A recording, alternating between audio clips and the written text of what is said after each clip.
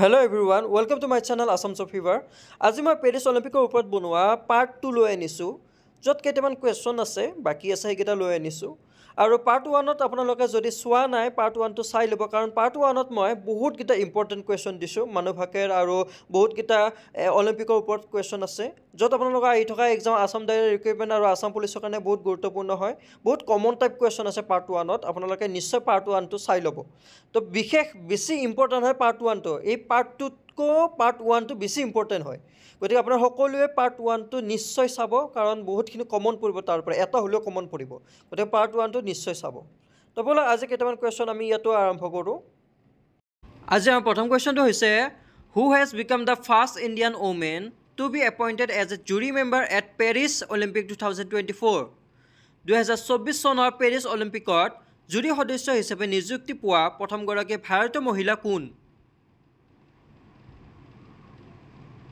ইয়াৰ শুদ্ধটো হ'ব অপশ্যন এ বিলকিছ মিৰ 2024 চনৰ পেৰিছ অলিম্পিকত জুৰি সদস্য হিচাপে নিযুক্তি পোৱা প্ৰথমগৰাকী ভাৰতীয় মহিলা হৈছে বিলকিছ মিৰ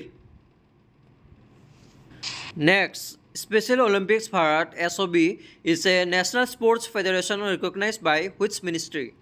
বিশেষ অলিম্পিক ভাৰত SOB কোনটো মন্ত্ৰালয়ৰ দ্বাৰা স্বীকৃতিপ্ৰাপ্ত ৰাষ্ট্ৰীয় ক্ৰীড়া ফেডাৰেশ্যন হৈছে ইয়াৰ শুদ্ধটো হ'ব option A ministry of youth affairs and sports কাৰ দ্বাৰা ফেডাৰেশ্যন কৰা হয় ministry of youth affairs and sports next Who achieved India's first rowing quota for the Paris Olympics? Paris অলিম্পিকৰ বাবে ভাৰতৰ প্ৰথম নাও চলোৱা কোটা কোনে লাভ কৰিছিল ইয়াৰ শুদ্ধটো হ'ব অপশ্যন এ বলৰাজ পানোৱাৰে পেৰিছ অলিম্পিকৰ বাবে ভাৰতৰ প্ৰথম নাও চলোৱা কোটা লাভ কৰিছিল নেক্সট আৰু এইটো আপোনালোকৰ বহুত ইম্পৰ্টেণ্ট কুৱেশ্যন হয় মন কৰিব Who has been appointed as the flag bearer of the Indian contingent at the Paris Olympic 2024? 2024 চনৰ পেৰিছ অলিম্পিকত ভাৰতীয় দলটোৰ পতাকাবাহী হিচাপে কাক নিযুক্তি কৰা হৈছিল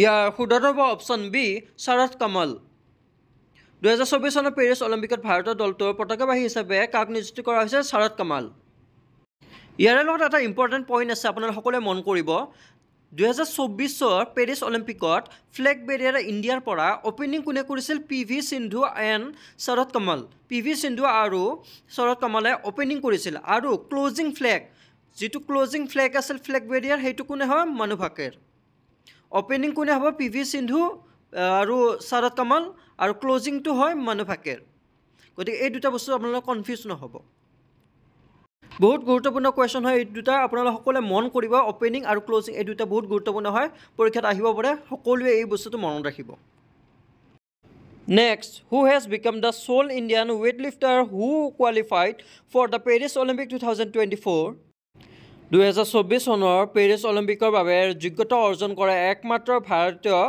ভাৰোত্তোলক কোন হৈ পৰিছে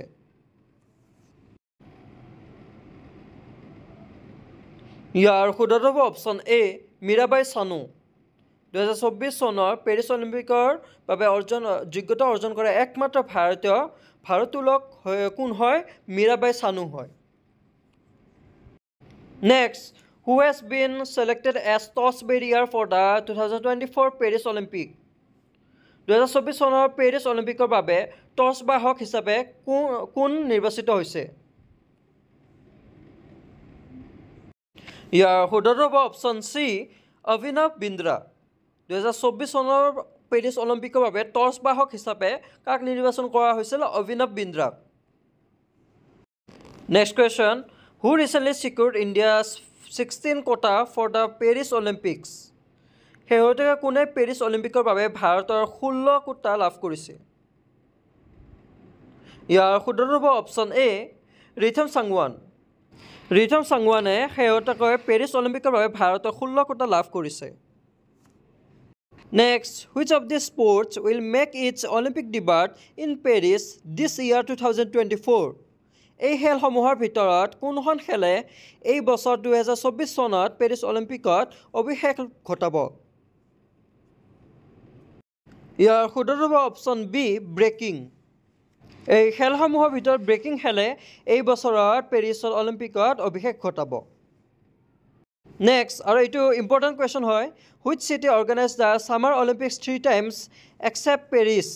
পেৰিছৰ বাহিৰে কোনখন চহৰে 3বাৰ গ্ৰীষ্মকালীন অলিম্পিক আয়োজন কৰিছিল? এইটো ইম্পৰ্টেণ্ট কুৱেশ্যন হয়, সকলোৱে মন কৰিব। ইয়াৰ শুদ্ধ হ'ব অপশ্যন চি লণ্ডন। পেৰিছৰ বাহিৰে লণ্ডন চহৰে 3বাৰ গ্ৰীষ্মকালীন অলিম্পিক আয়োজন কৰিছিল। Next, the Paris Olympic and Paralympic games মস্কট is a fridge. What is a fridge? Paris Olympic আৰু পেৰালিম্পিক গেমছৰ মস্কটটো হৈছে এজন ফ্ৰিজ। ফ্ৰিজ কি? ইয়াতে ফ্ৰিজ হ'ব অপশ্যন চি এ হেড, এজন টুপি। ফ্ৰিজ হৈছে এ হেড, এজন টুপি। আৰু সেই টুপিটো কি আছে? ৰঙা, নীলা, বগা। আৰু এইটো ক'ৰ চিম্বল হয়? ফ্ৰান্সৰ চিম্বল হয়, ফ্ৰান্সৰ ফ্লেগৰ চিম্বল হয়। Next, in which sport has India won the most Olympic medals after field hockey. Field হকীৰ পিছত কোনটো খেলত ভাৰতে সৰ্বাধিক অলিম্পিক পদক লাভ কৰিছে? ইয়াৰ শুদ্ধ হ'ব অপশ্যন বি ৰেচলিং। ফিল্ড হকীৰ পিছত ভাৰতে ৰেচলিং খেলত সৰ্বাধিক অলিম্পিক পদ লাভ কৰিছে। Next, how many Olympics has India fail to win any medal signs independence. স্বাধীনতাৰ পিছত কিমানখন অলিম্পিক ভাৰতে কোনো পদক লাভ কৰিবলৈ ব্যৰ্থ হৈছে? মানে স্বাধীনতাৰ পাছত কোনো এটা মেডেলে ভাৰতে পোৱা নাছিল। ইয়াৰ শুদ্ধ হ'ব অপশ্যন বি 4। স্বাধীনতাৰ পিছত 4খন অলিম্পিক ভাৰতে কোনো পদক লাভ কৰিবলৈ ব্যৰ্থ হৈছে, কোনো এটা পদ পোৱা নাছিল 4খন অলিম্পিকত। আজি লাষ্ট কুৱেশ্যনটো হৈছে, how is the Olympic flame lit. অলিম্পিকৰ শিখা কেনেকৈ জ্বলোৱা হয়? ইয়াৰ শুদ্ধ হ'ব অপশ্যন চি ইউজিং ছানৰেইজ। অলিম্পিকৰ শিখা কেনেদৰে জ্বলোৱা হয়? ইউজিং ছানৰেইজ, সূৰ্যৰ ৰশ্মিৰ দ্বাৰা অলিম্পিকৰ শিখা জ্বলোৱা হয়।